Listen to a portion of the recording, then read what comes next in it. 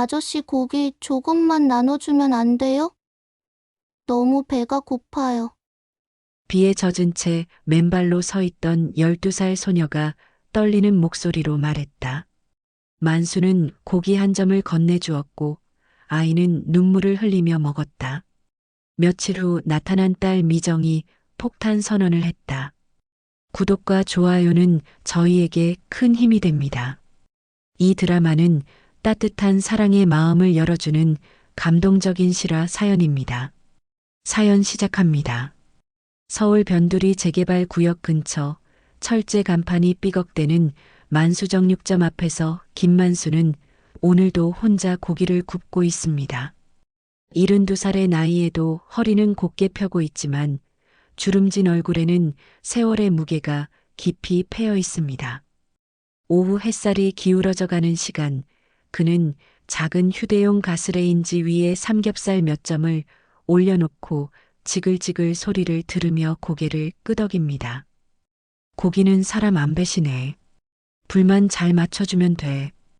혼잣말처럼 중얼거리는 그의 목소리에는 오랜 세월 쌓인 체념이 묻어납니다.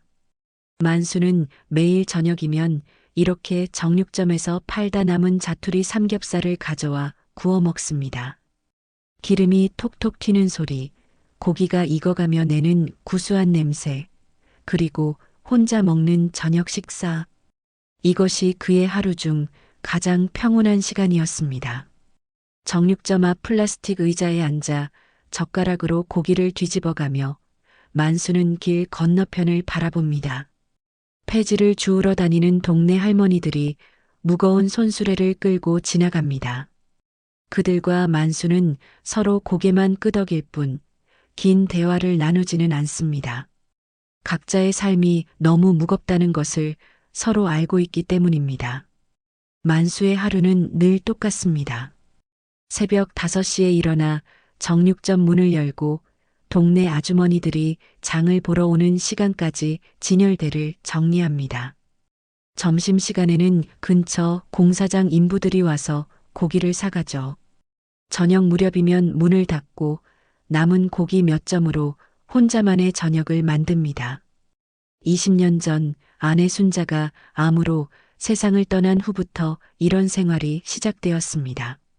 처음에는 딸 미정이 가끔 들러서 아버지 안부를 물어보곤 했지만 결혼 후에는 연락이 뚝 끊어졌습니다. 만수도 먼저 연락하지 않았습니다. 자식에게 짐이 되고 싶지 않다는 고집스러운 마음 때문이었을까요? 아니면 서운함 때문이었을까요? 고기를 한 점 입에 넣으며 만수는 옛날을 떠올립니다. 순자가 살아있을 때는 저녁마다 함께 앉아 고기를 구워 먹었습니다. 미정이 어렸을 때는 아빠가 구워주는 고기가 세상에서 제일 맛있다며 좋아했죠. 그때는 이 작은 가스레인지 소리조차 가족의 웃음소리와 함께 들렸습니다. 가족이라. 만수는 쓴웃음을 지으며 고개를 젓습니다. 이제 그에게 가족은 사라진 단어가 되었습니다. 정육점의 단골 손님들도 하나둘 이사를 가고 재개발로 인해 동네 풍경도 하루가 다르게 변해갑니다. 50년 넘게 살아온 이 동네에서 만수만 홀로 남겨진 기분입니다. 해가 완전히 지고 가로등이 켜질 무렵 만수는 마지막 고기 한 점을 입에 넣고 천천히 씹습니다. 고기의 고소한 맛이 입안에 퍼지지만 왠지 모르게 짠맛도 함께 느껴집니다. 혼자 먹는 밥의 맛이란 늘 이런 것이었습니다. 가스레인지를 끄고 그릇을 정리하는 만수의 손길은 능숙하지만 어딘가 쓸쓸해 보입니다. 내일도 모레도 아마 앞으로도 계속 이런 저녁이 이어질 것입니다. 그는 그렇게 생각하며 정육점 문을 잠그고 뒷방으로 들어갑니다. 오늘도 하루가 지나갔습니다. 며칠 후 비 오는 오후 만수는 평소와 다름없이 정육점 앞간이 의자에 앉아 삼겹살을 굽고 있었습니다.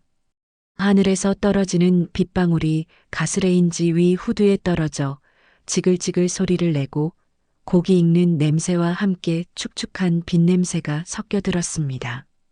만수는 우산도 쓰지 않고 그냥 앉아 있었습니다.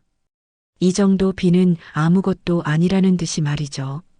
오늘은 좀 두껍게 썰었네. 혼잣말을 하며 젓가락으로 고기를 뒤집던 만수는 문득 시선을 느꼈습니다. 고개를 들어보니 정육점 앞 가로등 아래에 한 아이가 서 있었습니다. 후줄근한 후드티를 입은 소녀였는데 젖은 머리카락이 얼굴에 붙어 있고 발은 맨발이었습니다. 아이는 겁먹은 듯한 표정으로 서 있었지만 두 눈은 정확히 불판 위의 고기를 응시하고 있었습니다. 만수는 당황했습니다. 이 동네에 이런 아이가 살았나 싶어 다시 한번 아이를 쳐다봤습니다. 12살 정도로 보이는 소녀는 비에 흠뻑 젖어 있었지만 움직이지 않고 서 있었습니다. 그 모습이 어딘가 애처로워 보였지만 만수는 일단 모른 척하고 다시 고기를 굽기 시작했습니다. 하지만 아이는 계속 그 자리에 서 있었습니다. 비가 더 세게 내리기 시작해도 움직이지 않았습니다. 만수는 점점 신경이 쓰였습니다. 고기를 뒤집으면서도 자꾸 아이 쪽을 힐끗힐끗 쳐다봤습니다. 그런데 이상했습니다. 아이의 눈빛이 어디서 많이 본 것 같았습니다. 아저씨. 결국 소녀가 입을 열었습니다. 목소리는 작고 떨렸지만 분명하게 들렸습니다. 만수는 젓가락을 든 채로 아이를 바라봤습니다. 아저씨, 고기 조금만 나눠주면 안 돼요? 너무 배가 고파요. 우유도 못 먹었어요.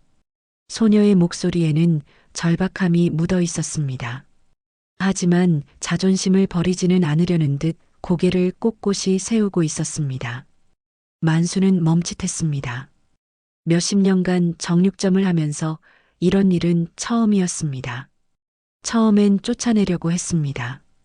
골목길에서 구걸하는 아이라니 부모는 뭐 하고 있는 건지 모르겠다는 생각이 들었습니다. 하지만 아이의 눈을 다시 보는 순간 만수는 말문이 막혔습니다. 그 눈빛 속에는 단순한 배고픔이 아닌 다른 무언가가 있었습니다. 부모님은 어디 있어? 만수가 물어봤지만 아이는 대답하지 않았습니다. 그저 불판 위에 고기만 바라보고 있을 뿐이었습니다. 빗물이 아이의 뺨을 타고 흘러내렸는데 그것이 눈물인지 빗물인지 구분할 수 없었습니다. 만수는 한참을 망설였습니다. 남의 집 아이에게 함부로 음식을 주면 안 된다는 생각도 들었고 자칫 문제가 될 수도 있다는 걱정도 있었습니다. 하지만 아이가 계속 그렇게 서 있으니 마음이 불편했습니다. 딱 한 점만 먹고 가. 괜히 정들게 하지 말고. 결국 만수는 젓가락으로 잘 익은 삼겹살 한 점을 집어 일회용 접시에 올려주었습니다. 아이는 작은 손으로 접시를 받아들고는 조심스럽게 고기를 입에 넣었습니다. 그리고는 갑자기 울기 시작했습니다. 눈물이 주르륵 흘러내리는 아이를 보며 만수는 당황했습니다. 고기가 뜨거워서 우는 건가 싶어 물을 가져오려 하는데 아이는 고개를 저었습니다. 그저 고기를 씹으며 계속 눈물을 흘릴 뿐이었습니다.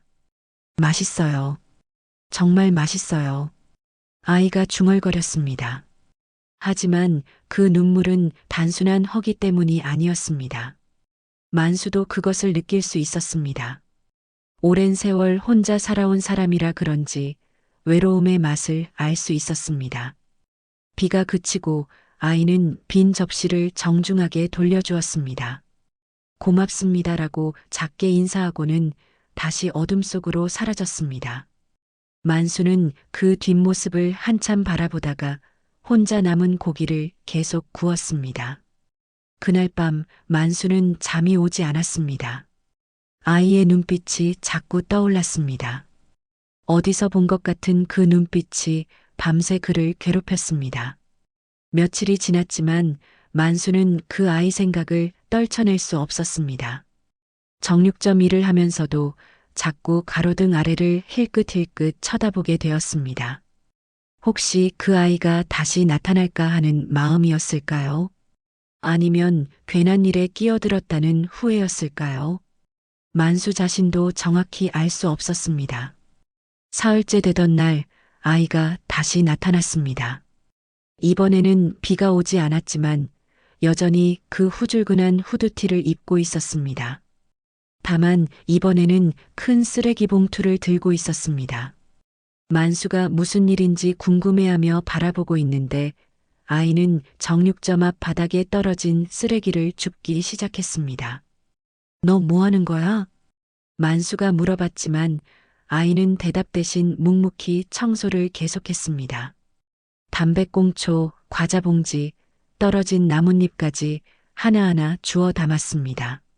만수는 어이가 없었지만 한편으로는 기특하다는 생각도 들었습니다. 아이가 청소를 마치고 쓰레기 봉투를 정리하는 동안 만수는 미련하게 돼지 껍데기 두세 점을 불판에 올려놓았습니다. 자신도 모르게 그런 행동을 하고 있었습니다. 아이는 청소를 마치고 나서 조용히 그 자리에 앉아 만수가 고기 굽는 모습을 지켜봤습니다. 나영이에요. 아이가 갑자기 말했습니다. 만수는 고개를 들어 아이를 바라봤습니다. 내 이름이요. 이나영이에요. 나영이라. 만수는 그 이름을 한번 중얼거려 봤습니다. 어딘가 익숙한 느낌이 들었지만 정확히 기억나지는 않았습니다. 아저씨 이름은 뭐예요? 김만수다. 만수 아저씨. 나영은 작게 웃으며 그렇게 불러봤습니다. 오랫동안 누군가가 자신의 이름을 불러주지 않았던 만수는 괜히 기분이 이상했습니다. 그날부터 나영은 거의 매일 나타났습니다. 항상 쓰레기 봉투를 들고 와서 정육점 주변을 깨끗이 청소했습니다. 만수는 내색하지 않았지만 나영이 올 시간쯤 되면 자연스럽게 고기를 몇 점 더 구워 놓곤 했습니다. 어느 날 오후 만수는 정육점 뒤편에서 폐지를 정리하고 있었습니다. 나이가 들어 몸이 예전 같지 않았지만 그래도 할 수 있는 일은 해야겠다는 생각에 무리를 했습니다. 그런데 갑자기 어지러움을 느끼며 그대로 쓰러졌습니다. 아저씨, 아저씨. 나영의 다급한 목소리가 들려왔습니다. 의식이 흐릿해진 만수는 나영이 자신을 부르는 소리를 희미하게 들을 수 있었습니다. 나영은 당황했지만 포기하지 않았습니다.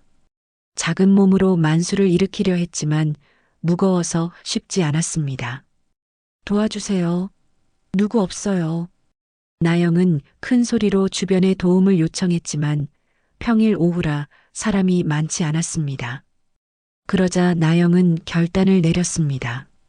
만수의 팔을 자신의 어깨에 걸치고 온 힘을 다해 그를 일으켰습니다. 아저씨, 힘내요. 병원 가야 돼요. 나영은 만수보다 훨씬 작았지만 놀라운 힘을 발휘했습니다. 걸음걸이는 비틀거렸지만 포기하지 않고 동네 병원까지 만수를 부축해 갔습니다. 그 작은 어깨에 기대어 걷는 동안 만수는 흐릿한 의식 속에서도 나영의 따뜻함을 느낄 수 있었습니다. 병원에 도착한 나영은 숨을 헐떡이며 의사에게 상황을 설명했습니다. 만수는 응급실로 옮겨져 치료를 받았습니다. 다행히 큰 문제는 없었고 과로와 영양 부족으로 인한 일시적인 기력 저하였습니다. 보호자 연락처를 알려주세요. 간호사가 나영에게 물어봤습니다. 나영은 잠시 망설이더니 대답했습니다. 저예요. 제가 보호자예요. 아이가 무슨 보호자야? 부모님이나 가족 연락처 말이야. 아저씨한테는 저밖에 없어요. 그리고 저한테도 아저씨밖에 없어요. 나영의 말에 간호사는 당황했습니다. 하지만 나영의 진지한 표정을 보고는 더 이상 묻지 않았습니다. 그럼 병원비는 누가? 제가 낼게요. 조금씩이라도 낼게요. 나영은 주머니에서 구겨진 1,000원짜리 몇 장을 꺼내 보였습니다. 그 모습을 본 간호사는 마음이 아팠지만 규정상 어쩔 수 없다고 말했습니다. 만수가 깨어났을 때 병실에는 나영이 의자에 앉아 졸고 있었습니다. 작은 손으로 만수의 손을 꼭 잡고 있는 모습이 애처로웠습니다. 만수는 나영을 깨우지 않고 그 모습을 한참 바라봤습니다. 이 아이는 도대체 누구일까? 만수는 가슴 한구석이 따뜻해지는 느낌을 받았습니다. 오랫동안 잊고 있던 감정이었습니다. 만수가 병원에서 하루를 보내고 집으로 돌아왔을 때 나영은 어디에도 없었습니다. 평소 같으면 이맘때쯤 정육점 앞에서 청소를 하고 있을 시간인데 말입니다. 만수는 왠지 모를 불안감을 느꼈습니다. 혹시 자신 때문에 나영이 무슨 일을 당한 건 아닌지 걱정이 되었습니다. 나영아, 어디 있어? 만수는 평소 같지 않게 큰 소리로 나영을 불러봤지만 대답이 없었습니다. 동네를 한 바퀴 돌아봐도 나영의 모습은 보이지 않았습니다. 그제야 만수는 깨달았습니다. 자신이 나영에 대해 아는 것이 이름 외에는 아무것도 없다는 사실을 말입니다. 그날 저녁 만수는 혼자 고기를 구우며 계속 주변을 살펴봤습니다. 나영이 나타날까 하는 기대감이었습니다. 하지만 시간이 지나도 나영은 오지 않았습니다. 대신 예상하지 못했던 다른 사람이 나타났습니다. 아버지. 뒤에서 들려온 목소리에 만수는 깜짝 놀라 뒤를 돌아봤습니다. 가로등 불빛 아래 서 있는 여자를 보고 만수는 젓가락을 떨어뜨렸습니다. 40대 중반쯤 되어 보이는 여자, 바로 자신의 딸 미정이었습니다. 미정이, 너 왜 여기에? 만수는 당황해서 제대로 말을 잇지 못했습니다. 20년 가까이 연락이 끊어진 딸이 갑자기 나타났으니 당연한 반응이었습니다. 미정은 예전보다 많이 늙어 보였습니다. 얼굴에는 피곤함이 깃들어 있었고 눈가에는 깊은 주름이 패여 있었습니다. 아버지가 그 아이한테 밥을 주셨다면서요? 미정의 첫마디는 안부 인사가 아니었습니다. 만수는 무슨 말인지 이해하지 못했습니다. 무슨 아이 말이냐? 나영이요. 이나영 말이에요. 미정이 나영의 이름을 말하는 순간 만수는 온몸에 전기가 흐르는 듯한 충격을 받았습니다. 미정이 어떻게 나영을 알고 있는 건지, 그리고 왜 갑자기 나타나서 이런 말을 하는 건지 전혀 이해할 수 없었습니다. 너 나영이를 어떻게 아냐? 그 아이는, 미정은 잠시 말을 망설이더니 힘겹게 입을 열었습니다. 제 딸이에요. 나영이는 제 딸입니다. 만수는 그 말을 듣고 한동안 아무 말도 할 수 없었습니다. 나영이 미정의 딸이라니, 그럼 자신의 손녀라는 말인가요? 머릿속이 복잡해졌습니다. 그럼 나영이는 네, 아버지 손녀입니다. 하지만 아버지는 그 아이한테 밥을 줄 자격이 없어요. 미정의 목소리는 차갑고 날카로웠습니다. 그 말에 만수는 가슴이 찢어지는 듯한 아픔을 느꼈습니다. 무슨 소리냐? 내 손녀라면 아버지가 저를 버린 것처럼 저도 나영이를 버렸어요. 그러니까 이제 와서 할아버지 행세하지 마세요. 미정의 말은 만수의 가슴에 비수처럼 꽂혔습니다. 자신을 버렸다는 말, 그리고 나영을 버렸다는 말, 모든 게 이해되지 않았습니다. 미정아, 무슨 일이 있었던 거냐? 왜 그런 말을? 아버지는 엄마가 아플 때도 정육점 일만 하셨잖아요. 저 혼자 엄마 간병하고 장례식도 혼자 치렀어요. 그때 아버지는 어디 계셨어요? 미정의 목소리에는 오랫동안 쌓인 원망이 묻어 있었습니다. 만수는 할 말이 없었습니다. 아내가 아플 때 자신이 정육점을 떠날 수 없었던 이유, 생계를 위해 어쩔 수 없었다는 변명들이 목구멍까지 올라왔지만 차마 입 밖으로 나오지 않았습니다. 그래서 결혼하고 나서 연락 안 한 거냐? 네. 그리고 나영이 아빠한테서 맞고 살다가 도망쳤어요. 나영이를 데리고 갈 곳도 없어서 외할머니 댁에 맡겼는데 미정은 말을 잇지 못하고 고개를 숙였습니다. 눈물이 뺨을 타고 흘러내렸습니다. 외할머니가 나영이를 보육원에 보냈어요. 저도 모르게. 나중에 알았을 땐 이미 늦었어요. 나영이는 보육원에서도 도망쳐서 행방불명이 되었어요. 만수는 충격에 빠졌습니다. 그 동네 자신이 밥을 준 그 아이가 자신의 핏줄이었다는 사실, 그리고 그 아이가 이렇게 힘든 상황에 놓여 있었다는 사실, 지금은 찾고 싶어도 못 찾겠어요. 제가 나영이한테 해준 게 없는데 이제 와서 엄마라고 할 자격도 없어요. 미정은 눈물을 닦으며 말했습니다. 그러니까 아버지도 그냥 놓아주세요. 우리는 가족이 될 자격이 없는 사람들이에요. 그 말을 남기고 미정은 돌아서려 했습니다. 하지만 만수가 그녀의 팔을 잡았습니다. 미정아, 잠깐만. 나영이는 지금 어디 있는 거냐? 모르겠어요. 아마 어딘가에서 혼자 버티고 있겠죠. 저처럼. 아저씨, 고기 조금만 나눠주면 안 돼요? 너무 배가 고파요. 비에 젖은 채 맨발로 서 있던 12살 소녀가 떨리는 목소리로 말했다. 만수는 고기 한 점을 건네주었고 아이는 눈물을 흘리며 먹었다. 며칠 후 나타난 딸 미정이 폭탄 선언을 했다. 그들과 만수는 서로 고개만 끄덕일 뿐 긴 대화를 나누지는 않습니다. 50년 넘게 살아온 이 동네에서 만수만 홀로 남겨진 기분입니다. 며칠 후 비 오는 오후 만수는 평소와 다름없이 정육점 앞간이 의자에 앉아 삼겹살을 굽고 있었습니다. 하늘에서 떨어지는 빗방울이 가스레인지 위 후드에 떨어져 지글지글 소리를 내고 고기 익는 냄새와 함께 축축한 빈냄새가 섞여들었습니다. 만수는 우산도 쓰지 않고 그냥 앉아 있었습니다. 이 정도 비는 아무것도 아니라는 듯이 말이죠. 오늘은 좀 두껍게 썰었네. 혼잣말을 하며 젓가락으로 고기를 뒤집던 만수는 문득 시선을 느꼈습니다. 고개를 들어보니 정육점 앞 가로등 아래에 한 아이가 서 있었습니다. 후줄근한 후드티를 입은 소녀였는데 젖은 머리카락이 얼굴에 붙어 있고 발은 맨발이었습니다. 아이는 겁먹은 듯한 표정으로 서 있었지만 두 눈은 정확히 불판 위의 고기를 응시하고 있었습니다. 만수는 당황했습니다. 이 동네에 이런 아이가 살았나 싶어 다시 한번 아이를 쳐다봤습니다.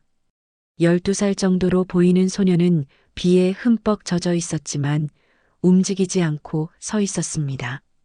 그 모습이 어딘가 애처로워 보였지만 만수는 일단 모른 척하고 다시 고기를 굽기 시작했습니다.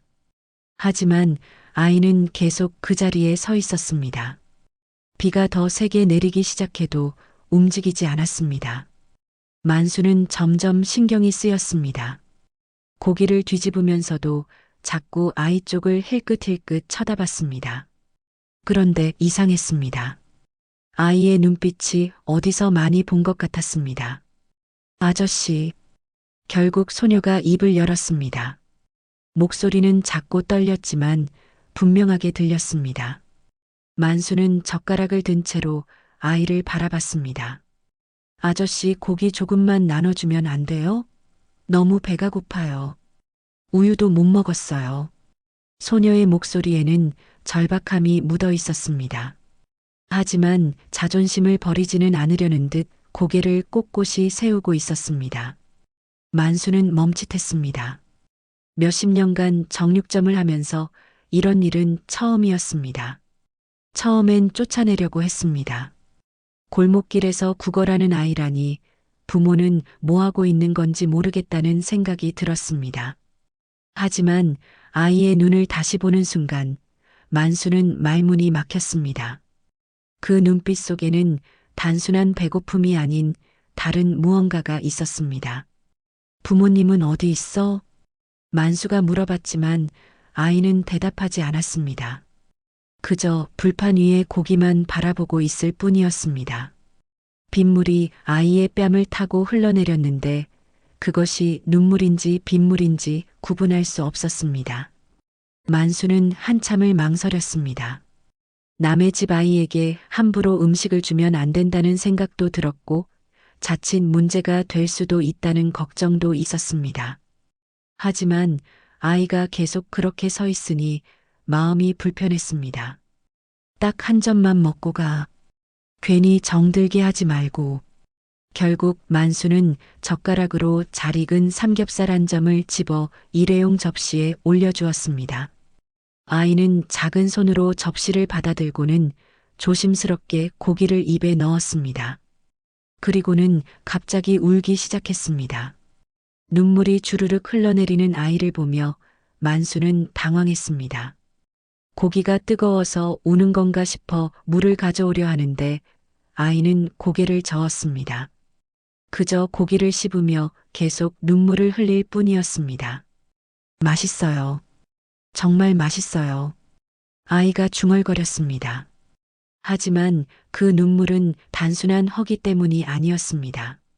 만수도 그것을 느낄 수 있었습니다. 오랜 세월 혼자 살아온 사람이라 그런지 외로움의 맛을 알 수 있었습니다.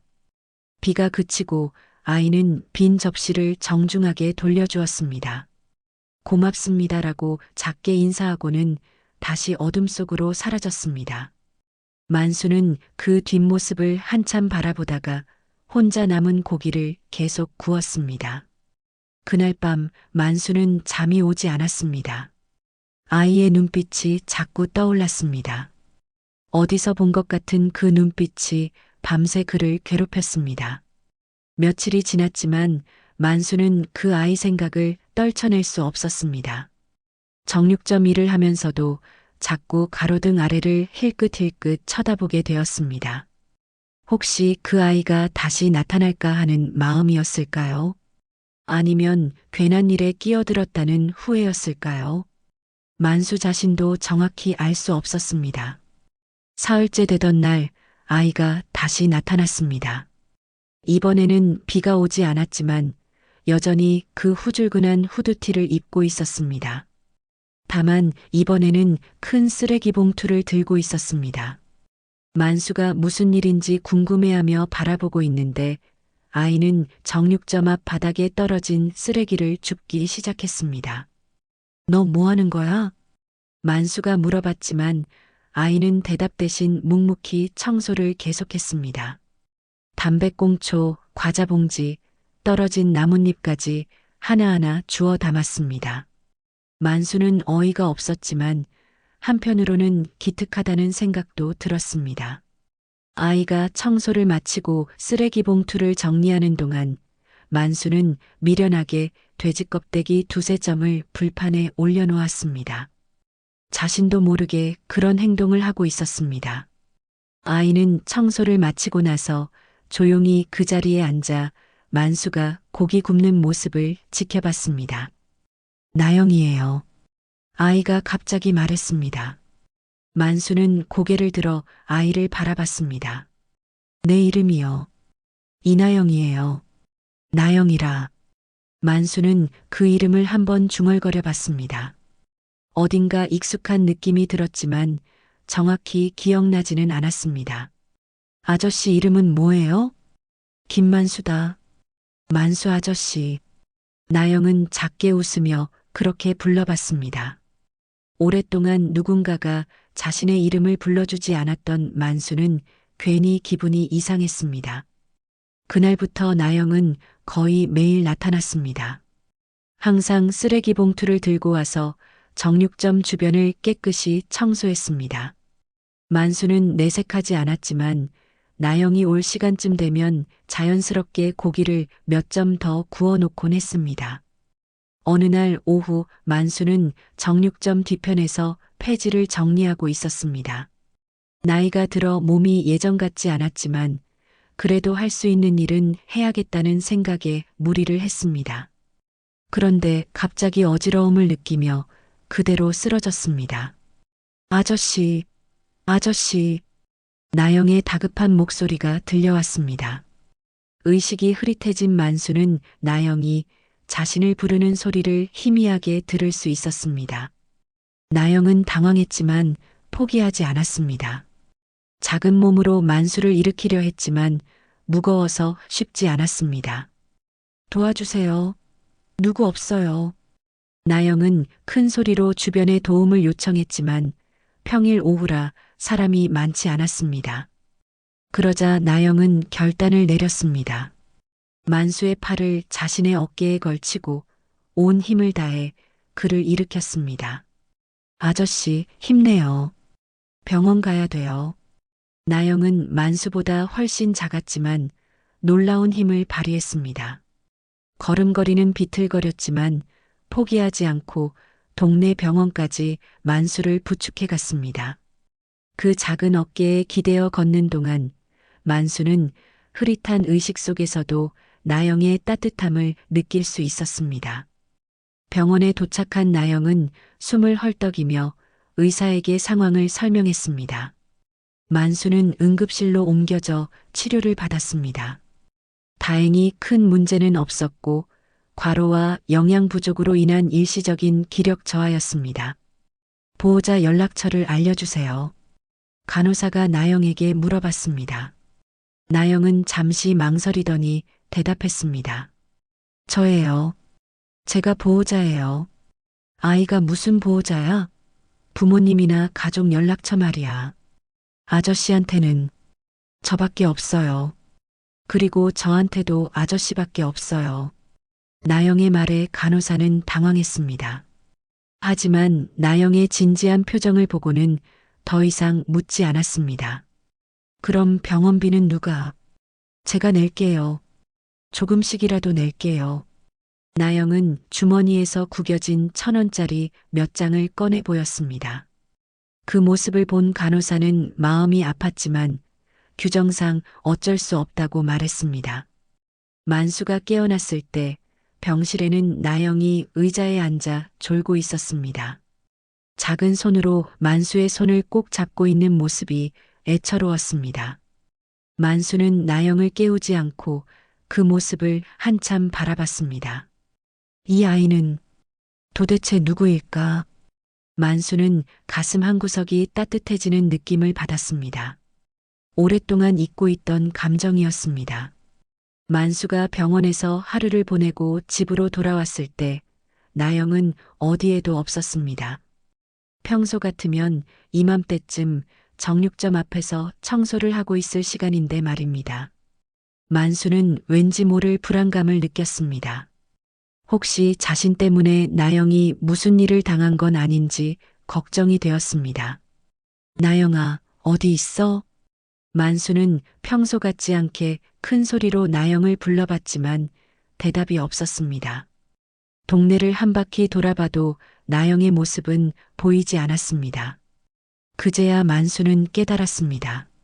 자신이 나영에 대해 아는 것이 이름 외에는 아무것도 없다는 사실을 말입니다. 그날 저녁 만수는 혼자 고기를 구우며 계속 주변을 살펴봤습니다. 나영이 나타날까 하는 기대감이었습니다. 하지만 시간이 지나도 나영은 오지 않았습니다. 대신 예상하지 못했던 다른 사람이 나타났습니다. 아버지. 뒤에서 들려온 목소리에 만수는 깜짝 놀라 뒤를 돌아봤습니다. 가로등 불빛 아래 서 있는 여자를 보고 만수는 젓가락을 떨어뜨렸습니다. 40대 중반쯤 되어 보이는 여자, 바로 자신의 딸 미정이었습니다. 미정이, 너 왜 여기에? 만수는 당황해서 제대로 말을 잇지 못했습니다. 20년 가까이 연락이 끊어진 딸이 갑자기 나타났으니 당연한 반응이었습니다. 미정은 예전보다 많이 늙어 보였습니다. 얼굴에는 피곤함이 깃들어 있었고 눈가에는 깊은 주름이 패여 있었습니다. 아버지가 그 아이한테 밥을 주셨다면서요? 미정의 첫마디는 안부 인사가 아니었습니다. 만수는 무슨 말인지 이해하지 못했습니다. 무슨 아이 말이냐? 나영이요. 이나영 말이에요. 미정이 나영의 이름을 말하는 순간 만수는 온몸에 전기가 흐르는 듯한 충격을 받았습니다. 미정이 어떻게 나영을 알고 있는 건지, 그리고 왜 갑자기 나타나서 이런 말을 하는 건지 전혀 이해할 수 없었습니다. 너 나영이를 어떻게 아냐? 그 아이는 미정은 잠시 말을 망설이더니 힘겹게 입을 열었습니다. 제 딸이에요. 나영이는 제 딸입니다. 만수는 그 말을 듣고 한동안 아무 말도 할 수 없었습니다. 나영이 미정의 딸이라니 그럼 자신의 손녀라는 말인가요? 머릿속이 복잡해졌습니다. 그럼 나영이는 네, 아버지 손녀입니다. 하지만 아버지는 그 아이한테 밥을 줄 자격이 없어요. 미정의 목소리는 차갑고 날카로웠습니다. 그 말에 만수는 가슴이 찢어지는 듯한 아픔을 느꼈습니다. 무슨 소리냐? 내 손녀라면 아버지가 저를 버린 것처럼 저도 나영이를 버렸어요. 그러니까 이제 와서 할아버지 행세하지 마세요. 미정의 말은 만수의 가슴에 비수처럼 꽂혔습니다. 자신을 버렸다는 말, 그리고 나영을 버렸다는 말, 모든 게 이해되지 않았습니다. 미정아, 무슨 일이 있었던 거냐? 왜 그런 말을? 아버지는 엄마가 아플 때도 정육점 일만 하셨잖아요. 저 혼자 엄마 간병하고 장례식도 혼자 치렀어요. 그때 아버지는 어디 계셨어요? 미정의 목소리에는 오랫동안 쌓인 원망이 묻어 있었습니다. 만수는 할 말이 없었습니다. 아내가 아플 때 자신이 정육점을 떠날 수 없었던 이유, 생계를 위해 어쩔 수 없었다는 변명들이 목구멍까지 올라왔지만 차마 입 밖으로 나오지 않았습니다. 그래서 결혼하고 나서 연락 안 한 거냐? 네. 그리고 나영이 아빠한테서 맞고 살다가 도망쳤어요. 나영이를 데리고 갈 곳도 없어서 외할머니 댁에 맡겼는데 미정은 말을 잇지 못하고 고개를 숙였습니다. 눈물이 뺨을 타고 흘러내렸습니다. 외할머니가 나영이를 보육원에 보냈어요. 저도 모르게 나중에 알았을 땐 이미 늦었어요. 나영이는 보육원에서도 도망쳐서 행방불명이 되었어요. 만수는 충격에 빠졌습니다. 그 동네 자신이 밥을 준 그 아이가 자신의 핏줄이었다는 사실, 그리고 그 아이가 이렇게 힘든 상황에 놓여 있었다는 사실, 지금은 찾고 싶어도 못 찾겠어요. 제가 나영이한테 해준 게 없는데 이제 와서 엄마라고 할 자격도 없어요. 미정은 눈물을 닦으며 말했습니다. 그러니까 아버지도 그냥 놓아주세요. 우리는 가족이 될 자격이 없는 사람들이에요. 그 말을 남기고 미정은 돌아서려 했습니다. 하지만 만수가 그녀의 팔을 잡았습니다. 미정아, 잠깐만. 나영이는 지금 어디 있는 거냐? 모르겠어요. 아마 어딘가에서 혼자 버티고 있겠죠. 저처럼. 만수는 할 말이 없었습니다. 미정의 말이 틀린 것은 아니었으니까요. 하지만 나영이를 보니까 달랐어요. 아버지는 정말로 나영이를 아끼고 계시더라고요. 제가 잘못 생각했나 봐요. 미정은 나영을 바라보며 말했습니다. 그래서 이제라도 내가 책임질게요. 나영이는 제 딸이니까. 하지만 나영은 여전히 만수 뒤에 숨어 있었습니다. 나영아, 엄마 말 들었지? 이제 엄마랑 가자.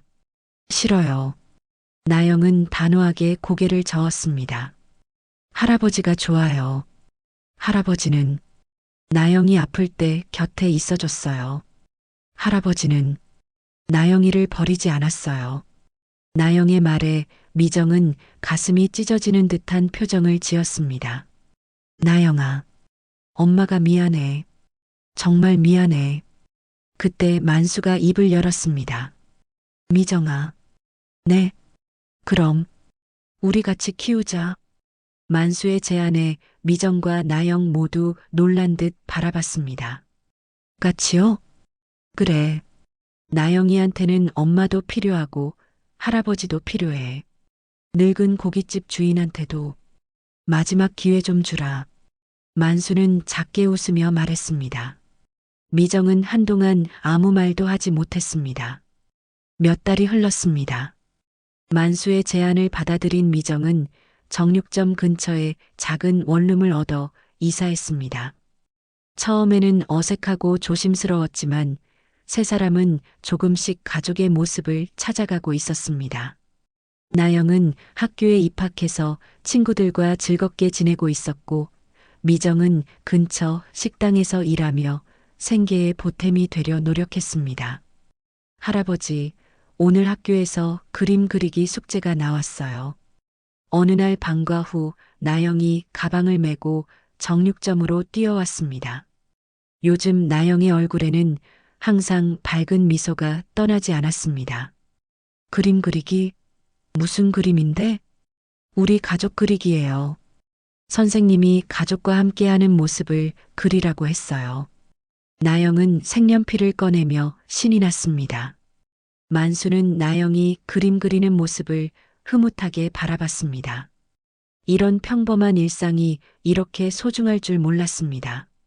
할아버지, 엄마 나영이 셋이서 고기 구워 먹는 그림 그릴래요? 좋은 생각이네. 그런데 나영아, 할아버지가 생각해 놓은 게 하나 있어. 만수는 며칠 전부터 고민하던 일을 나영에게 말했습니다. 뭐예요? 우리 정육점 이름을 바꿔볼까 해. 이름을요? 나영이 고개를 갸우뚱했습니다. 미정도 일을 마치고 들어와서 대화에 끼어들었습니다. 아버지, 무슨 이름으로요? 나영이네 삼겹살 도시락은 어떨까? 만수의 제안에 나영의 눈이 반짝였습니다. 와, 나영이 이름이 들어가요? 그래, 우리 나영이가 주인공이니까. 사실 만수에게는 더 큰 계획이 있었습니다. 단순히 정육점만 운영하는 것이 아니라 도시락 사업을 해보고 싶었습니다. 퇴근길 직장인들을 위한 고기 도시락 말입니다. 미정의 요리 솜씨와 나영의 밝은 에너지가 있으면 충분히 할 수 있을 것 같았습니다. 정말 좋은 아이디어네요. 저도 요리는 할 줄 아니까 도와드릴게요. 미정도 적극적으로 나섰습니다. 그동안 아버지와 딸에게 미안한 마음이 컸던 미정은 이제라도 제대로 가족 역할을 하고 싶었습니다. 준비는 생각보다 쉽지 않았습니다. 도시락 용기를 구하고 메뉴를 정하고 포장 방법을 연구하느라 세 사람 모두 바빠졌습니다. 하지만 함께하는 일이라서 그런지 힘들다는 생각보다는 즐겁다는 마음이 더 컸습니다. 드디어 나영이네 삼겹살 도시락이 문을 열었습니다. 만수정육점 간판 옆에 새로 만든 간판이 달렸습니다. 나영이 직접 그린 그림도 함께 붙여놓았는데 세 사람이 함께 고기를 굽는 모습이었습니다. 첫날에는 손님이 많지 않았습니다. 하지만 며칠 지나자 입소문이 나기 시작했습니다. 고기도 신선하고 맛있지만 무엇보다 정성이 느껴진다는 평가였습니다. 만수가 직접 구운 고기를 미정이 깔끔하게 포장하고 나영이 밝은 미소로 손님들을 맞이하는 모습이 사람들의 마음을 움직였습니다. 어머, 여기 아이 정말 예쁘네요. 네, 저희 손녀입니다. 만수는 나영을 소개할 때마다 가슴이 뿌듯했습니다. 손녀라는 말을 이렇게 당당하게 할 수 있게 된 것이 감사했습니다. 일주일 후 퇴근 시간이면 정육점 앞에 줄이 서기 시작했습니다. 직장인들이 집에 가져갈 저녁거리로 도시락을 사가는 것이었습니다. 나영은 학교에서 돌아오면 숙제를 하고 도시락 포장을 도왔습니다. 할아버지, 우리 가게 대박이에요. 나영이 신나게 말했습니다. 정말 그랬습니다. 한 달 만에 동네에서 제일 유명한 도시락 가게가 되었습니다. 이제 배달도 해야겠어요. 미정이 제안했습니다. 전화 주문도 많이 들어오고 멀리서 찾아오는 손님들도 있었으니까요. 엄마가 배달차 운전할 줄 알아? 배우면 되죠. 늦었지만 뭐든 배우면 되는 거 아니에요? 미정의 말에 만수는 흐뭇하게 웃었습니다. 예전의 미정과는 많이 달라진 것 같았습니다. 그날 저녁 세 사람은 마당에서 고기를 구워 먹었습니다. 예전처럼 간이 가스레인지를 놓고 플라스틱 의자에 앉아서 말입니다. 하지만 이제는 혼자가 아니었습니다. 오늘은 무슨 고기야, 할아버지? 삼겹살이지. 근데 같이 먹어야 진짜 맛있는 거란다. 만수는 젓가락으로 잘 구워진 고기 한 점을 나영의 그릇에 올려주었습니다. 맞아요. 혼자 먹으면 아무리 맛있어도 뭔가 허전해요. 미정도 고기를 한 점 입에 넣으며 말했습니다. 그동안 얼마나 많이 혼자 먹었는지 이제야 가족과 함께하는 식사의 소중함을 알게 되었습니다. 할아버지, 나영이 갑자기 진지한 표정으로 만수를 불렀습니다. 왜? 할아버지, 사랑해요. 나영의 고백에 만수는 말문이 막혔습니다. 눈가에는 기름 대신 소금보다 짠 눈물이 맺혀 있었습니다. 나도 나영이 사랑해. 만수는 나영을 꼭 안아주었습니다. 미정도 두 사람을 바라보며 눈물을 흘렸습니다. 우리 이제 진짜 가족이에요. 나영이 말했습니다. 그래, 이제 진짜 가족이야. 만수도 고개를 끄덕였습니다. 그날 밤 세 사람은 오랫동안 함께 앉아 있었습니다. 고기 굽는 소리, 웃음소리, 그리고 가족의 온기가 작은 마당을 가득 채웠습니다. 만수는 생각했습니다. 인생에서 가장 소중한 것은 돈도 명예도 아닌 바로 이런 순간들이라는 것을, 그리고 아직 늦지 않았다는 것을, 진정한 가족이 되기에는 말입니다.